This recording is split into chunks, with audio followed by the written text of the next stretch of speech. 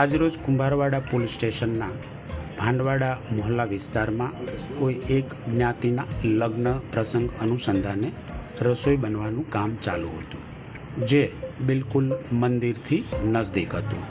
આથી બીજી વિધર્મી લોકોએ ત્યાંથી આ જે રસોઈ બને છે નોનવેજ પ્રકારની તે ત્યાંથી હટાવવાની રિક્વેસ્ટ કરવામાં આવી. આ રિક્વેસ્ટ અનુસંધાને જે રસોઈના તપેલાઓ છે કે દેગડીઓ છે તેને હટાવવા બાબતે એકબીજા વચ્ચે બોલાચાલી થઈ, એકબીજા વચ્ચે શાબ્દિક યુદ્ધ થયું.